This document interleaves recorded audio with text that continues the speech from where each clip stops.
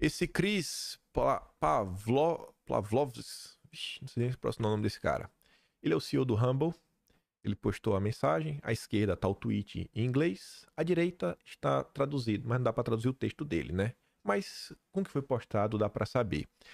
O Chris fala não ser intimidado pelas exigências de governos estrangeiros para censurar os criadores do Rumble. Minha declaração sobre desligar o Brasil. Aí ele colocou lá, né? Estamos desapontados com a decisão da corte, pô, o pessoal aí perdeu a possibilidade de ver uma gama de conteúdos no Rumble. Essa ação não vai ter efeitos materiais no nosso negócio, mas nós esperamos que a corte brasileira reconsidere suas decisões. Assim a gente pode restaurar os serviços. Aí o Verdivaldo compartilhou, né? O Glenn Greenwald diz: o Brasil e sua Corte Suprema estão tão preocupados em censurar o discurso político, ordenam constantemente as plataformas que proíbam vozes dissidentes, que o Rumble optou por fechar o Brasil, como fez com a França, em vez de cumprir as ordens. Aí essa aqui é a imagem, né, o aviso lá no site. Avisa aos usuários no Brasil, devido às exigências do governo brasileiro para remover criadores de nossa plataforma, o Rumble está atualmente indisponível no Brasil. Estamos a desafiar estas exigências do governo e esperamos restaurar o acesso em breve. E por que eu quis trazer esse tema? Não só, olha, aconteceu isso. O que a gente pode extrair desse caso? O que a gente pode se aprofundar e refletir? Peguei uma postagem de uma pessoa que eu sei que, se descobrirem quem é, não vai ficar chateado comigo. Eu acho que é uma pessoa que de boa, não é um perfil grande. É um cara que só tá no Twitter só. Então, acho que a pessoa vai ficar meio chateada. Só vou pegar aqui como exemplo. Mas tirei o nome porque eu só quero usar o exemplo. Depois que teve essa decisão do Rumble, tiveram uma quantidade considerável de pessoas, inclusive pessoas com grande engajamento, que acharam que foi isso aí. É isso aí. É isso aí que tem que ser feito. E ainda teve gente que chegou a cobrar, começar a pedir que outras redes façam o mesmo. Porque assim o mundo vai saber o que está acontecendo no Brasil. Beleza. Esse cara ele compartilha falando: a Rumble acaba de desligar por iniciativa própria o acesso daquela plataforma no Brasil em nome de compromisso com a internet aberta e livre, em respeito à ordem judicial. Aí no final bate palma, achando isso aí, para mostrar realmente que estamos do lado da liberdade, etc. Aí sobre isso, né? Sabe, quando eu escrevo alguma coisa, eu vou falar sem mostrar nada, mas só para direcionar o que eu tenho para falar. A expectativa. O mundo verá o que está acontecendo no Brasil. Outras redes deveriam fazer o mesmo, porque aí vai ver a pressão. Aí eles não vão aguentar. Essa é a expectativa de uma parte da direita. A minha visão da realidade, a minha, eu não sou o dono da razão, posso estar errado, mas a minha visão é uma rede a menos. Uma rede a menos. Desligou. Desligou. Uma rede a menos. É a realidade. Eu vou pro último. Eu até poderia, nem coloquei aqui, mas por exemplo, o pessoal fala: o mundo inteiro vai ver. Ô, gente, o mundo inteiro tá vendo o que acontece em Cuba desde quando? Desde quando o mundo tá vendo o que acontece em Cuba? Desde a década de 60? 1960? É 60 cravado? É 59, né? Acho que é a Revolução Cubana. Acho que é 1959. Não sou cubano, mas eu sei que é mais ou menos esse período. O mundo tá vendo, né? E aí? O mundo tá vendo o que tá acontecendo na Venezuela? Tá, né? O mundo tá vendo o que tá acontecendo na Nicarágua? Tá também, né? O mundo tá vendo o que acontece na Coreia do Norte? Tá também, né? E aí? E aí? Eu acho que é o seguinte, acho que a direita ela tem que começar a pensar, tá? O mundo viu. E agora? Não vai ter uma pressão. De quem? Sobre quem? O que vai ser feito? A ONU vai emitir uma carta repudiando, como a ONU já fez com esses países? E aí? Vai acontecer o que depois disso? Outras redes deviam fazer o mesmo. Ô, pessoal, eu não sei se vocês sabem. Por exemplo, na França não tem mais. E tá de boa. Eu não sei se vocês sabem, mas na Rússia, naquele país vermelho, né? Os comunas. Não sei se vocês sabem, mas lá não tem Google. Não tem. Eles têm redes próprias. Vocês acham que, em primeiro lugar, vocês acham que existe alguma chance de todas as redes no Brasil elas saírem? Vocês acham que a Google ela tem alguma ideia, alguma pretensão de sair no Brasil ou de se adequar para continuar tendo um mercado brasileiro com mais de 200 milhões de habitantes. Ela vai deixar de vender. Uma das maiores populações do planeta, ganha muito dinheiro. E se sair, gente, um governo ditatorial... Ó, se as pessoas estão falando que estamos enfrentando um governo ditatorial vai criar sua própria rede, como é lá no País Vermelho. E o governo centraliza tudo. Então, assim, pensa bem no que a direita e algumas pessoas estão propondo e olha isso em termos que o mundo, assim, a gente existe, nós temos exemplos concretos de quando isso aconteceu no mundo, o que foi que aconteceu. Quando isso aconteceu no mundo, não teve uma reviravolta e a volta da liberdade. Pelo contrário, saem as empresas e o governo vem com a mão ainda mais pesada, porque agora é tudo o governo. Então, é aquela história. A história se repete. Olha o que aconteceu no mundo.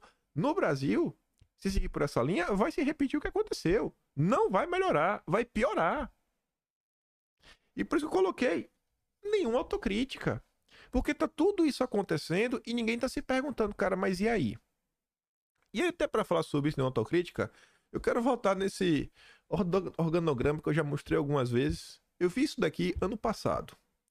Até para falar das confusões do Oswaldo Eustáquio, que aprontou de um jeito, mas nossa senhora, e que várias pessoas ficavam assim, sem entender. E continuava batendo palma pro cara, o cara assim, sabe, criando confusão, mas desde 2020. É sempre um processo. Gente, ó, analisando de forma bem calma, sabe, sem deixar a emoção falar mais alto.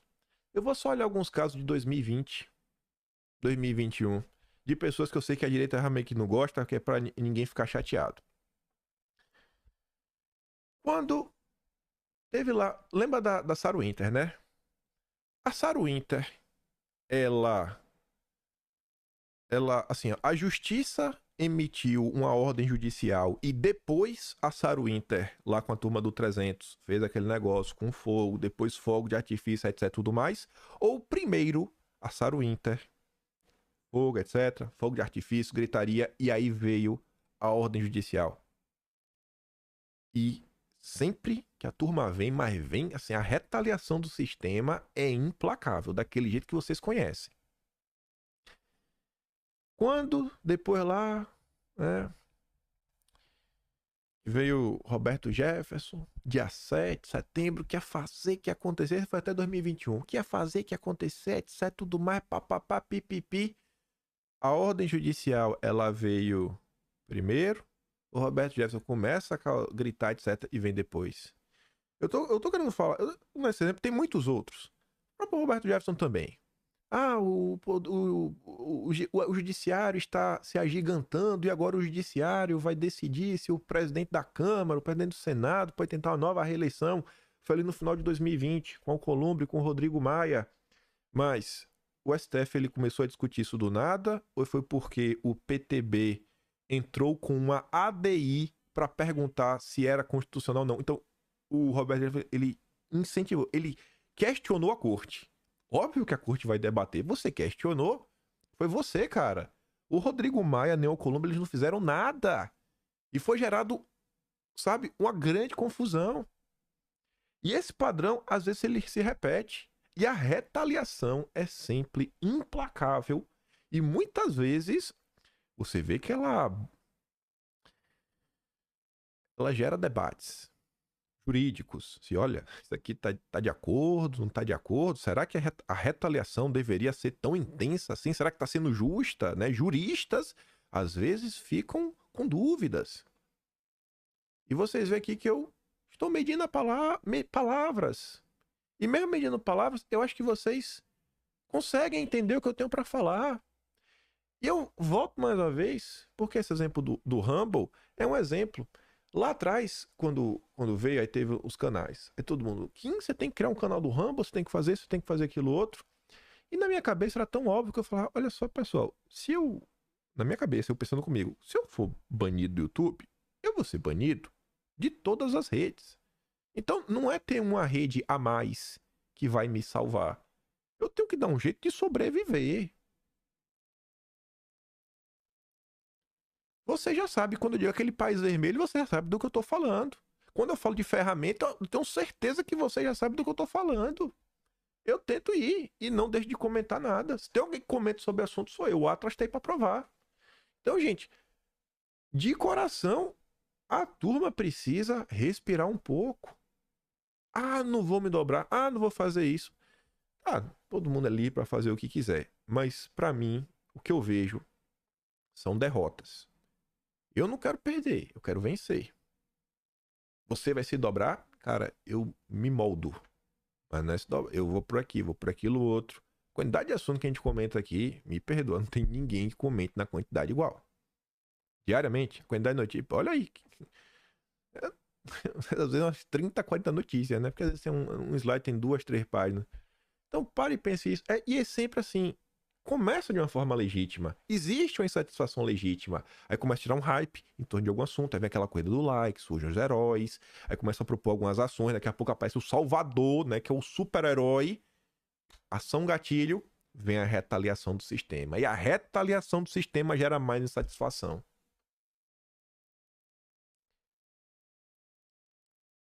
Se a turma diz que o Brasil é uma ditadura, não pode agir como se fosse a Disneylândia. E aí uma pessoa que era meio que o embaixador da Humble no Brasil era o Garoto Monark. O Garoto Monark. Eu pego o Monark, assim, por mais que tem gente que goste dele, você pode falar de algumas ideias dele que o pessoal não vai. Ah, você está dividindo a direita, né? O pessoal é mais de boa. E as ideias que o Monark às vezes prega, muita gente da direita às vezes acaba indo junto também. E você vê que sim, o pessoal concorda. Né? Não são monarquistas. São. Enfim, né? Não são as pessoas que gostam das monarquizetes, pronto. Não são só as monarquizetes. Tem muita gente na direita que às vezes pensa de forma similar. E a gente está chegando no final de 2023. Ano que vem, temos eleições.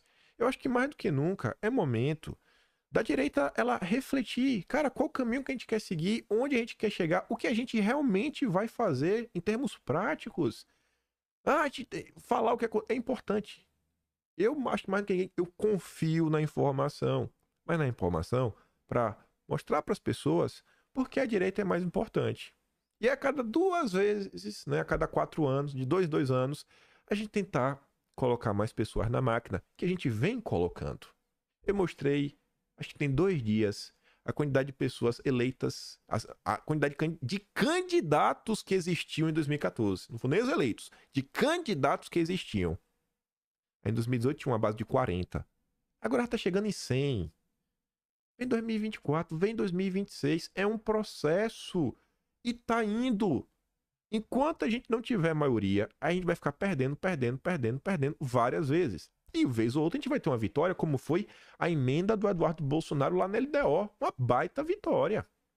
Baita vitória, 305 votos, quase uma PEC. Que proíbe o Lula, né, de gastar com invasão de terra, isso, aquilo, outro. Aí vem aquela parte da direita que às vezes é meio sei lá, direita a pé na porta, vamos falar assim. Olha o que o Monark diz. Né? Porque se for pedir para os Estados Unidos soberania, eles nunca vão dar. Eles sempre foram dono de tudo. E o grupo empresarial que manda nos Estados Unidos, que é a BlackRock, State Street e Vanguard, já manda no Brasil e agora eles só vão implementar o sistema deles aqui. Tá. Entendeu? A Agenda 2030 que eles querem. Uhum. Eu acho que era isso. O presidente tinha que usar esse momento mundial, né, onde se surge uma força multipolar, onde se surge um outro bloco de poder, né, com a China e com a Rússia, usar esse momento para crescer o Brasil e destacar o Brasil no mundo, né?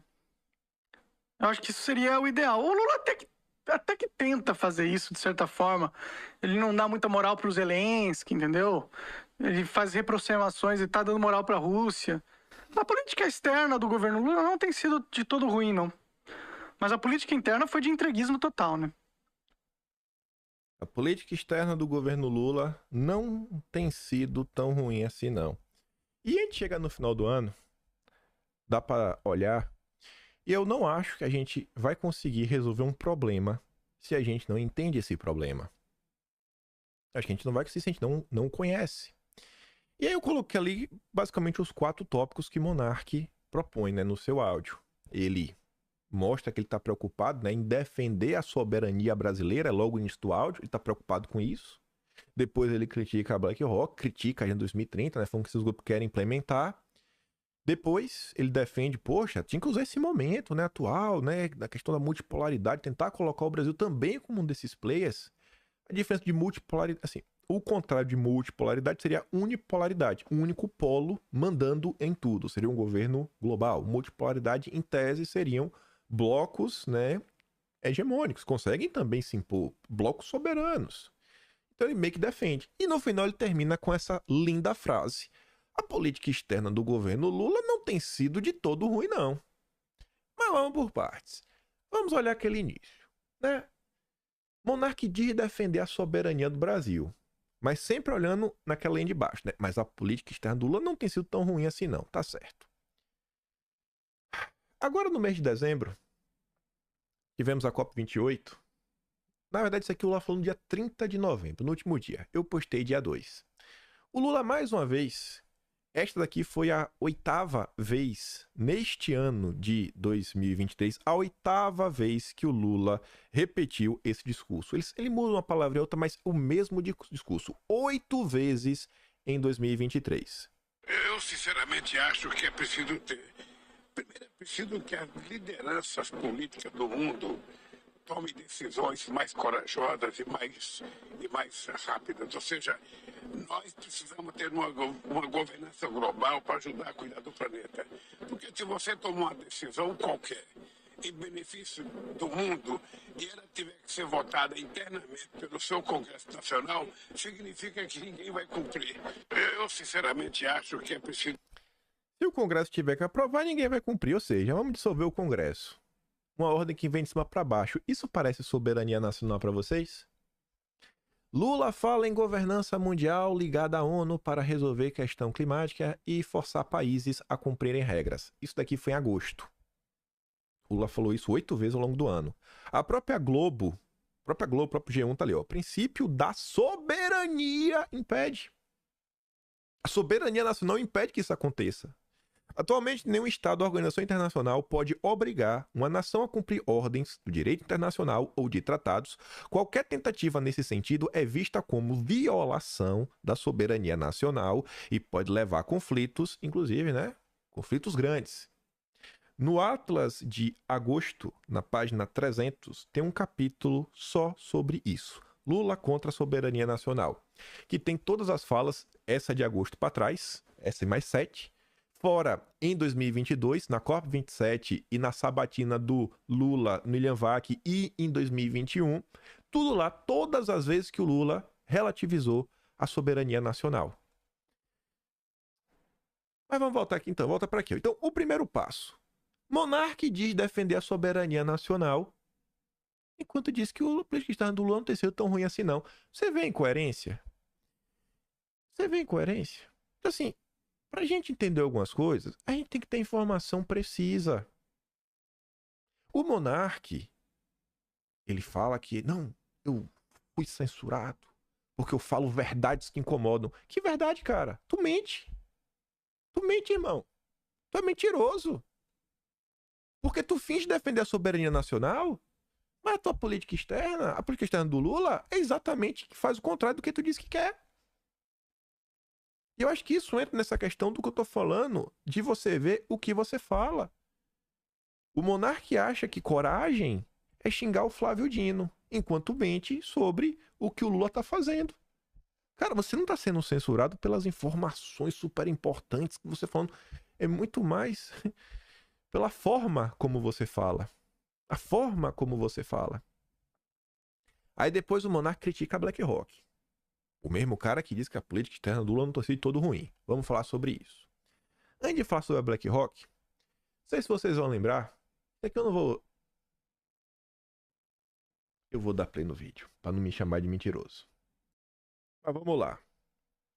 A BlackRock é grande empresa, né? São esses grandes oligopólios que o Monark se mostra tão preocupado. Por quê? Porque, em tese, esses grupos, eles lutam contra a economia nacional. O pequeno, o médio empresário, eles desvirtuam a lógica econômica e sai quebrando toda a economia. É por isso que o Monark meio que não gosta dessa galera, né?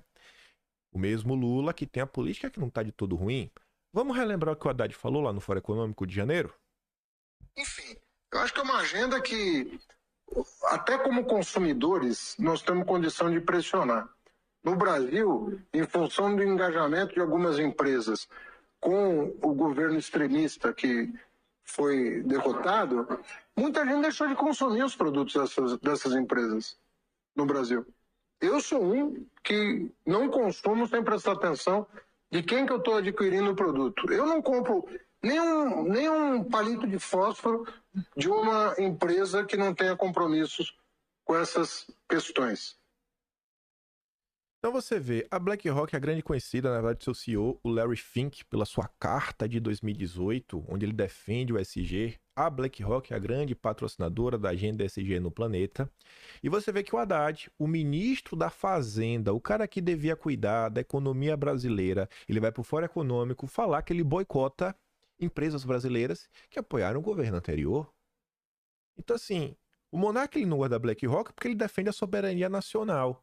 Mas o Haddad, ele rifa a soberania nacional, porque o Haddad gosta da BlackRock. Gosta, a gente vai chegar lá. Então, você começa a ver as incoerências, né? Mas vamos continuar. Felipe Barro depois fala, né? Ele confessa apenas produtos das que compactuou com o PT, babá, e falava que ia fazer na época. Porque o Monark também, e isso é uma crítica que outras pessoas direitas fazem, que a oposição não faz nada. A oposição não faz nada! Na época, o Felipe Barros entrou com a representação na Comissão de Ética da Presidência, denúncia na PGR e convocação para explicações na Câmara dos Deputados sobre ataque aos produtos brasileiros. Não existe oposição no Brasil. Não tem muita gente que falou isso daí. Depois, inclusive, da aprovação do Zanin. Do Zanin também, né? Zanin e o Flávio Dino. Não padrão da direita. Tem oposição, gente. Mas sem maioria não vai. Precisa de grupo. E muito ajuda quem não atrapalha. Mas vamos continuar. Ainda em Davos, o Haddad se encontrou, como vocês podem ver ali, né, com o Ian Bremmer. Ele também conversou sobre o espaço da economia latino-americana no contexto geopolítico com Ian Bremmer da Eurásia, Lord Malloch Brown e Alexander Soros da Open Society. O filho do Soros e o presidente-geral da Open Society. Isso foi logo em janeiro. Olha a foto que bacana. Olha ali o Haddad com o filho do Soros. Em tese, é algo que o Monark não aprova. O presidente da BlackRock, Larry Fink, está doido para se encontrar com Lula. Ele fez chegar a equipe do mandatário, que gostaria de se encontrar com um petista na viagem que Lula vai fazer pelos Estados Unidos para entender as áreas e projetos que a BlackRock pode investir no Brasil. Isso foi em fevereiro, quando Lula foi visitar o Biden. Segundo o governo, a agenda do presidente ainda não está em definição e não foi divulgada. Em fevereiro, não sei se eles se encontraram, né? Mas essa nota revelava algo engraçado. Porque Monark, que parte da direita que diz que não existe oposição e que o bolsonarismo é uma farsa, devia ver isso daqui, né? Lula e Bolsonaro é a mesma coisa. A relação entre o fundo e a gestão do ex-presidente Jair Bolsonaro era de tensionamento. Olha só. Enquanto a BlackRock quer se aproximar de Lula, a BlackRock era brigada com Bolsonaro. Em meados de 2021, a BlackRock pediu condições especiais para investir em papéis de empresas públicas como a Caixa e o Banco do Brasil. Me dê privilégios. Que bacana. Irritado com o pedido, o então ministro da Economia Paulo Guedes afirmou ao executivo do fundo que não os receberia mais e sugeriu que eles fizessem seus aportes nas estatais respeitando os ditames e preço do mercado. Não vai ter privilégio não, irmão. Aqui não é petista não. Depois, como mostrou o Radar Econômico, um executivo da empresa afirmou em uma conversa privada que a BlackRock não investiria mais no país durante a gestão desse capitão. Então, assim, se o Monark realmente quisesse combater a BlackRock, ele estava lá de Bolsonaro. Por que a BlackRock não investia aqui? Você vê como ele é um hipócrita? E não é só... Eu pego ele porque as pessoas vão aceitar a crítica ao Monark, mas tem várias pessoas na direita que seguem a mesma linha. Não existe oposição, não existe isso, não existe aquilo outro. Gente, o que a gente poderia ter feito de concreto no passado, a gente fez. Tem gente que faltou ajudar. Passou. Agora a gente tem que começar a reconstruir. Reconstruir bases, ter nomes, quadros. Para 24, fazer vereador, fazer prefeito. Para 26, fazer uma bancada ainda maior de deputados estaduais, federais, mais governadores e aproveitar que vai ter mudança agora de 54 senadores. Aí o tempo passou, né? Em maio, Governo sanciona a lei para emissão de títulos públicos voltada às práticas SG. Títulos da dívida. Títulos soberanos com critérios SG. Eu acho que o monarca não tem como ser a favor disso. Foi maio. Aí o tempo passou. Chega setembro, Lula vai lá para os Estados Unidos de novo, né? Tinha a reunião do G20, ONU. Lula encontra investidores americanos e pede que participem de licitações. O presidente disse a 22 gestores que apenas os comunas, o País Vermelho, têm entrado em leilões na área de infraestrutura. O recado foi num jantar em Nova York, dia 17. Entre os fundos e entidades estava a BlackRock. Vai, Monark. Qual é, Monark? Tu não falou que não é tão ruim assim? Tu não falou que é tão ruim assim, irmão? Tu não falou que é tão ruim assim? Eu esqueci de colocar o... Deixa eu pular aqui o... Deixa eu pular aqui. Eu acho que tá aqui. Putz. Deixa eu ver o que eu coloquei. Pô, eu esqueci. Esqueci de colocar, não me diga isso. Peraí que eu botei o título soberano, tem que mostrar no título soberano. Pois bem. Aí depois que o Lula se encontra lá com a BlackRock, etc., participa da licitação e que o governo tinha feito lá desde maio a emissão de títulos soberanos da dívida com questões SG. Chegamos ali no finalzinho de setembro, na mesma viagem do Dilma, Wall Street e Faria Lima articulam participação na emissão externa de títulos verde do Tesouro. E aí, chegamos em novembro, governo capta 2 bilhões de dólares no mercado internacional em primeira emissão de títulos verde com selo SG. Aí, né, diz que defende a soberania nacional, não para em pé. Critica a BlackRock. Como é que você pode fingir que você critica se você diz que a política externa do governo Lula não tem sido de todo ruim, não? Outro ponto que o Monark, ele não gosta. Ele finge não gostar. A Agenda 2030. Como é que o cara pode falar que a política externa do Lula não é tão ruim? Sendo que ele falou segundos antes da Agenda 2030. Vamos relembrar. Ao longo deste ano, Lula recria a Comissão de Objetivos ao Desenvolvimento Sustentável e apresentará metas na ONU. A comissão não tinha. Foi Bolsonaro que desfez essa comissão. Bolsonaro chutou a Agenda 2030 para casa do chapéu. Lula assinou nesta quinta decreto que recria a Comissão Nacional dos Objetivos de Desenvolvimento Sustentável que for extinta durante o governo Bolsonaro. Aí vem o monarca, essa pessoa, qualquer pessoa que fala de Bolsonaro é passapanista, porque Bolsonaro foi um fraco, foi um covarde. Bolsonaro não denuncia o que precisa ser denunciado. Cara, mas quando ele estava na presidência da República, ele tomou ações reais e concretas. Coisas que dava para fazer sem maioria. Mudanças de portaria, mudanças de decreto. Aí Bolsonaro não fez nada para garantir a ferramenta. Ué, porque precisa de um projeto de lei que passa pelo Congresso? Só que o monarca ele não sabe nada disso, como também parte da direita. Esse vídeo aqui, volta a falar, não é para o monarca. Mas a direita, ela precisa amadurecer. Precisa ter informação na hora de realmente fazer uma crítica pertinente. É muito simples, é muito fácil ficar o tempo todo falando não existe isso, não existe aquilo outro. Olha o que a gente tá fazendo. Bolsonaro! É só isso, gente. Poxa, e quantas vezes são afirmações sem nenhum lastro na realidade? Veja o discurso de Lula na ONU. No discurso do Lula na ONU, ele falou com todas as letras, nesses 7 anos que nos restam, ou seja, até 2030, a redução da desigualdade dentro dos países e entre eles deveria se tornar objetivo síntese da Agenda 2030. Como é que o monarca não foi tão ruim assim? Monarca, o cara tá defendendo a Agenda 2030 com todas as letras, irmão. Acorda! Acorda!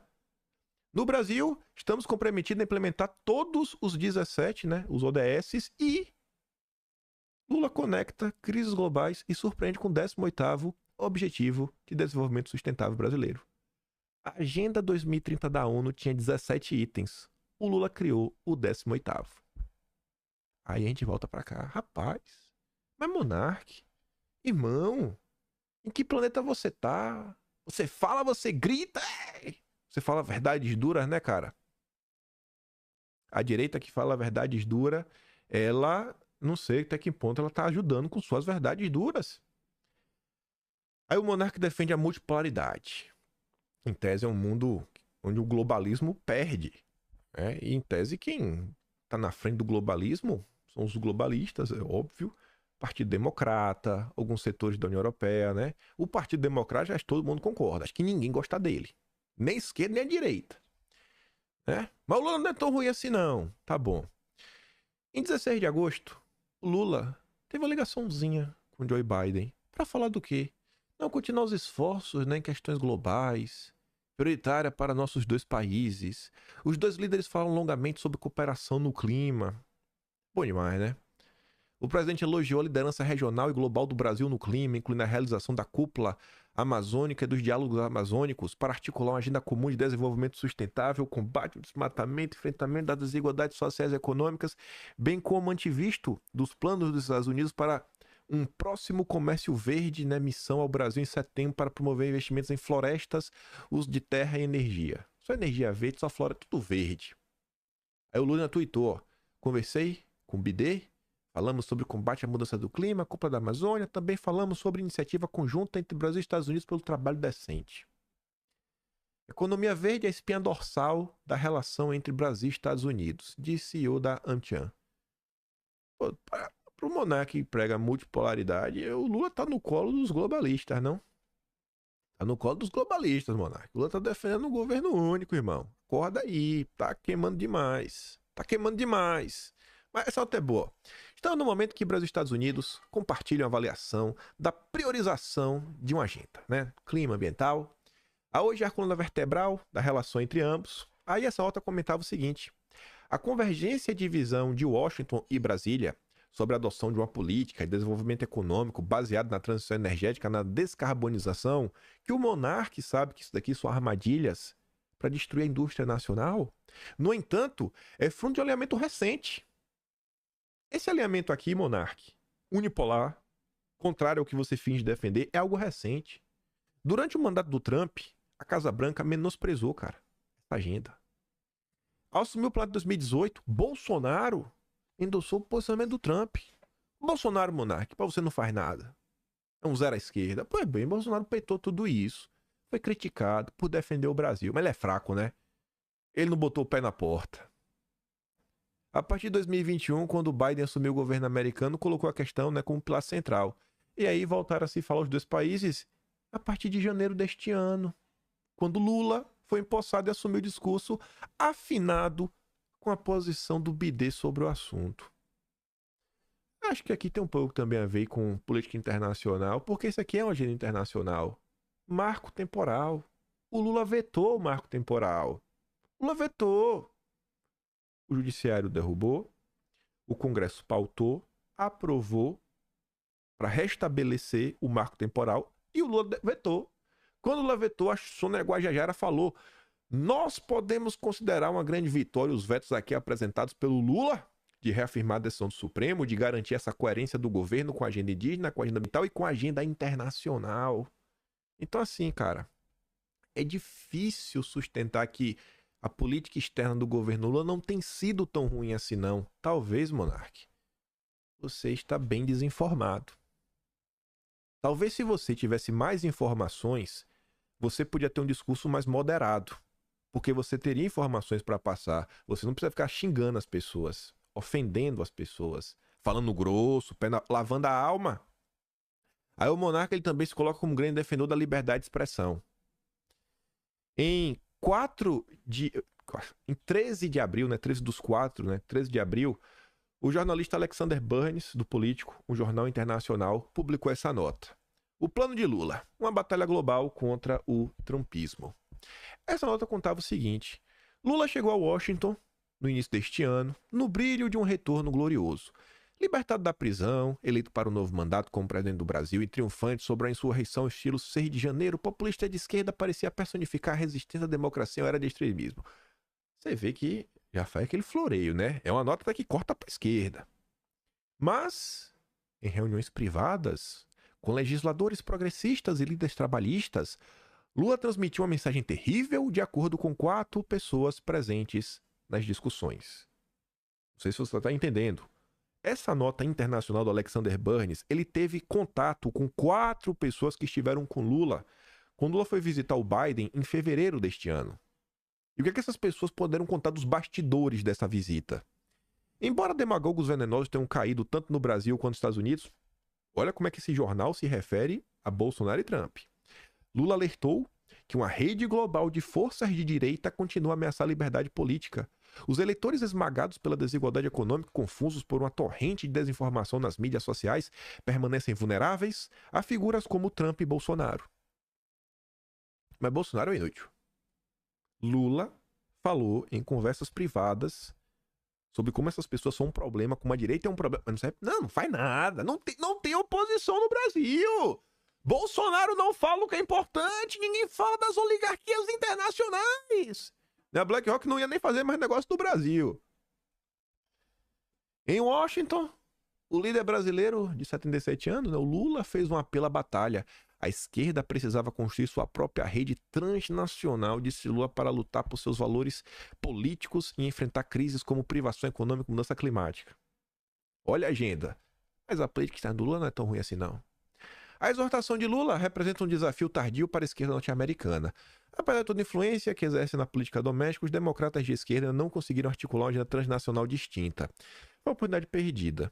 Também com funcionários trabalhistas, Lula pediu uma mobilização transnacional, uma luta dos trabalhadores, e, por fim, em uma reunião com congressistas progressistas, a Cana disse que Lula descreveu uma certa forma de política progressista focada no avanço econômico para a classe trabalhadora e na luta contra a mudança climática, como antídoto para o clima de desespero que alimenta a política autoritária. Tá lá de papinho conversando, rede transnacional, tá todos juntos e misturado. Pô, cara, que multipolaridade é essa, irmão? Que tu defende? Porque não tem como tu defender isso e falar logo depois. A política externa do governo Lula não tem sido de todo ruim, não. E aí, para mostrar para vocês que eu não tô pegando no pé dele em específico, e eu tô falando isso por quê? Porque existe uma certa mentalidade na direita que vai por essa linha. Momentos depois, o rapaz que trabalha com o Monark, o Coca, ele leu um superchat de um cara, de um dos assinantes, de um dos ouvintes, um dos telespectadores. Se liga nisso daqui.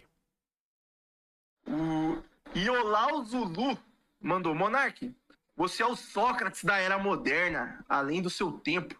Porém, temo que acabe como Sócrates. Admiro sua luta.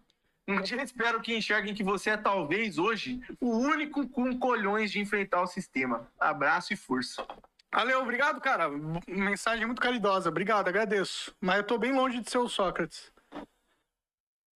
Menos mal teve a humildade de ver que ele tá longe de ser o Sócrates.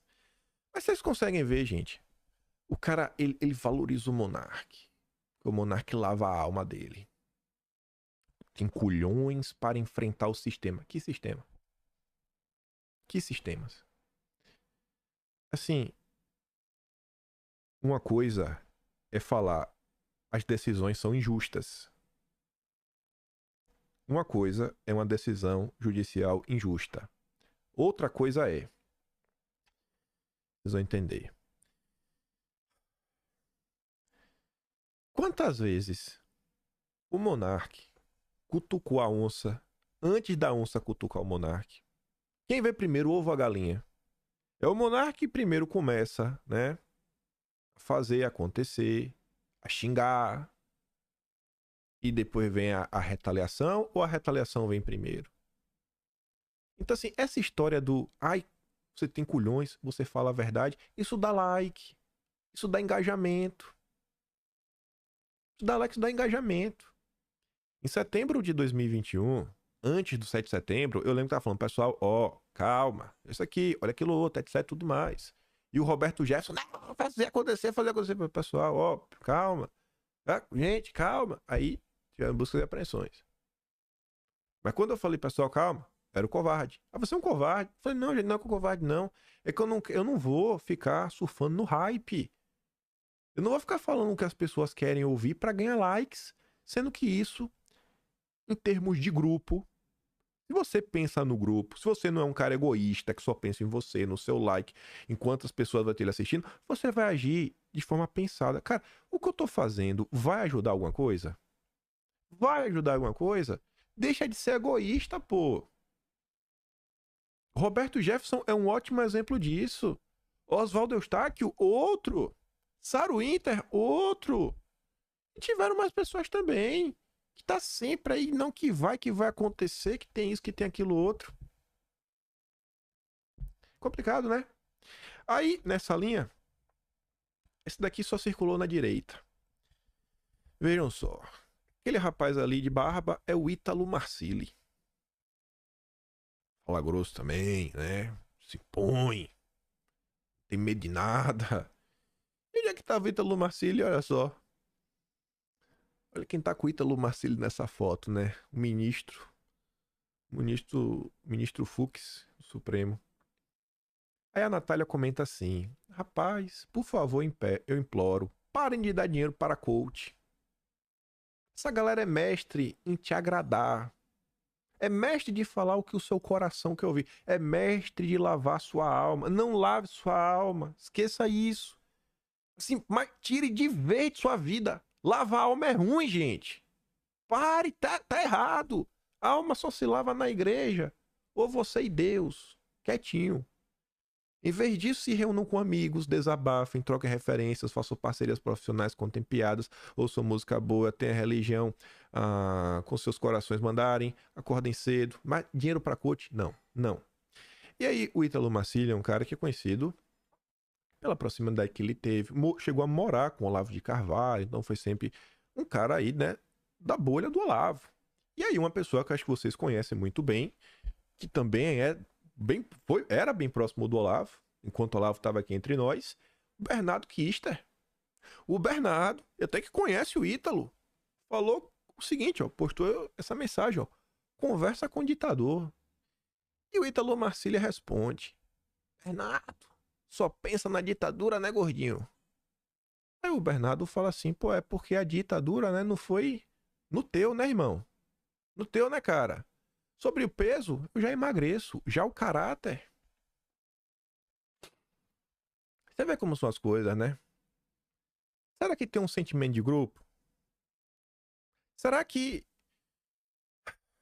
o que o garoto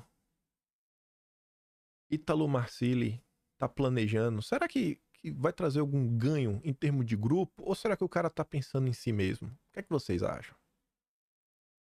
Eu acho que foi meio sacanagem a forma que ele respondeu o Bernardo Kister, viu? Na boa. Acho que foi meio sacanagem, seu Ítalo.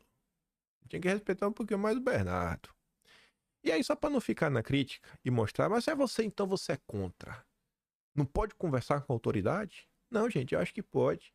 Mas pra mim uma coisa é você ter o seu projeto de poder próprio. Que eu acho que no Ítalo nem tem um pai de poder, ele tem um pai de ganhar dinheiro. Ele adora ganhar dinheiro. Nada contra. Só não acho que ajuda o Brasil politicamente. Eu tô preocupado com o Brasil. Então não tô preocupado com a fortuna dele. E aí, pra dar exemplo pra vocês, saiu essa nota aqui ontem.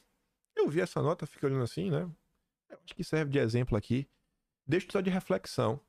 A Bela Megali lá no Globo coloca o seguinte: a Bela Megali ela tem contato lá com a corte, né? Os encontros de com o ministro Gilmar Mendes, com o fiel escudeiro de Bolsonaro.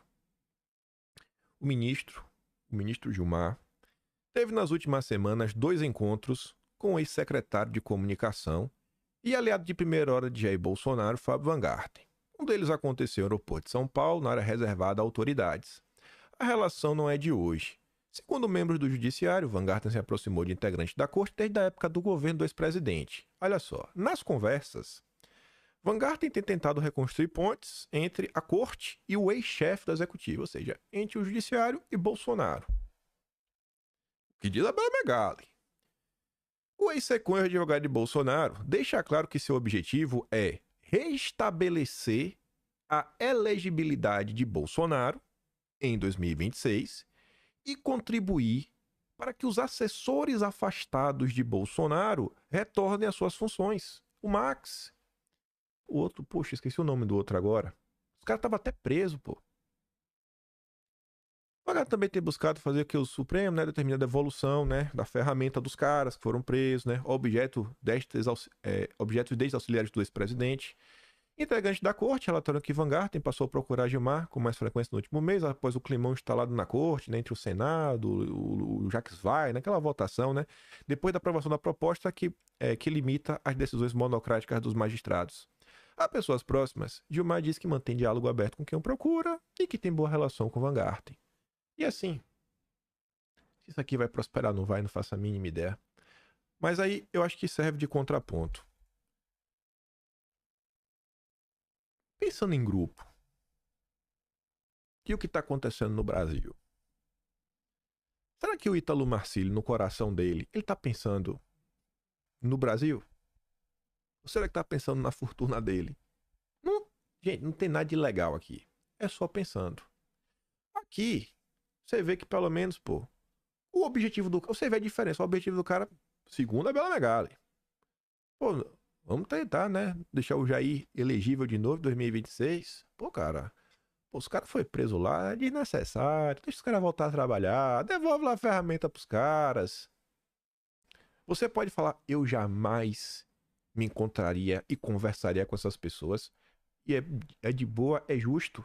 Mas só olha o que às vezes, sabe? Um tipo de encontro com autoridades para outro tipo de encontro com autoridades. Se é para sentar e conversar, em termos políticos, eu acho que é melhor assim, quando tem algum objetivo que envolve o grupo.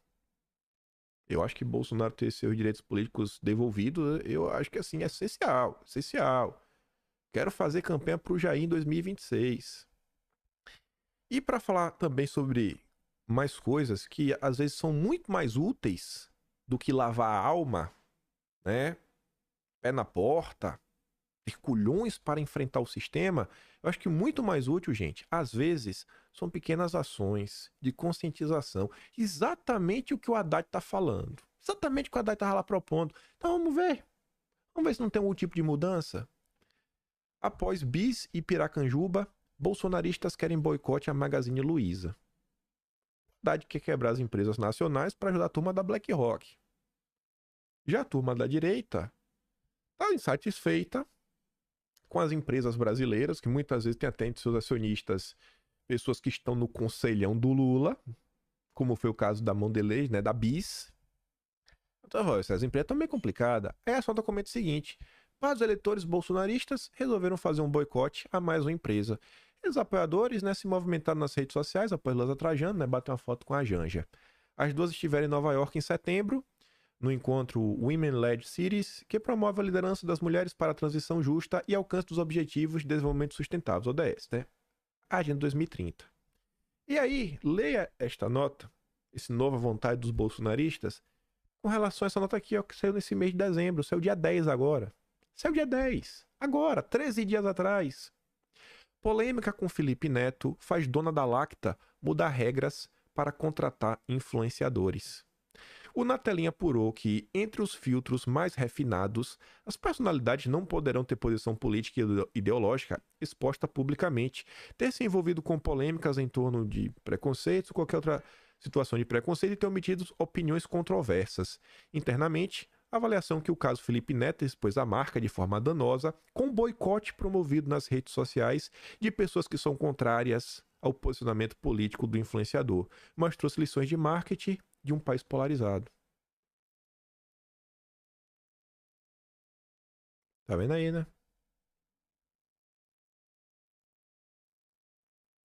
O boicote de vocês machucou um pouquinho, né? Sem palavra de ordem, sem gritaria. Ninguém perdeu conta de rede social, né? O judiciário não falou nada. Estamos chegando no final de 2023, gente. A gente não pode continuar do mesmo jeito. Não podemos continuar insistindo nos mesmos métodos e esperar resultados diferentes. Não dá para insistir nos métodos e esperar resultados diferentes. E a história se repete.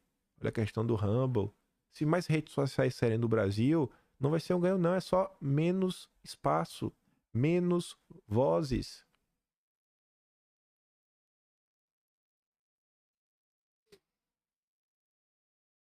Sabe? Tá aí, bicho. Analisa aí só notícia da imprensa, usa de tudo que a gente comenta, veja o que está acontecendo no país, veja o interesse de tornar as redes sociais um ambiente ainda mais problemático, ainda mais limitado com o PL 2630. Eles vão usar esse caso, a tragédia da Choquei hoje, vão usar isso para fazer pressão. O José Guimarães, líder do PT na Câmara, já falou. É pauta prioritária do governo Lula para 2024. Um governo que tem muita emenda para empenhar, para avançar com essa matéria. Agora, não adianta ficar nessa gritaria, né? Lavar a alma tá dando errado. Tá dando muito errado. Mas é isso. Reflitam, reflitam, reflitam para quem vocês dão relevância. Não deem relevância para pessoas irresponsáveis que tomarão ações pensando em si mesmos, muitas das vezes, para ter mais engajamento. Falar o que as pessoas às vezes querem ouvir, né? Dar muito engajamento. Falar grosso. E depois isso acaba se virando e atrapalhando, né, a construção de um país que você deseja. É isso. Se você gosta do meu trabalho, quiser me ajudar mais, pode se inscrever no canal. Tem um botão de valeu, tem um P na descrição, tem um Atlas brasileiro, onde tudo isso daí, gente, tá registrado lá. Tudo que eu comentei aqui tá registrado. E esse caso da Choquei, a questão do Rambo, vai ser registrado agora no Atlas de dezembro. kimpaim.com.br. E aí, compartilha esse vídeo. Manda pro Monark. O Monark não vai assistir isso aqui de jeito nenhum. O Monark é o ápice da soberba. Ele sabe tudo, ele sabe tudo. E eu deixo aquele grande beijo, abraço, tamo juntos. Valeu, meus amigos. Fui!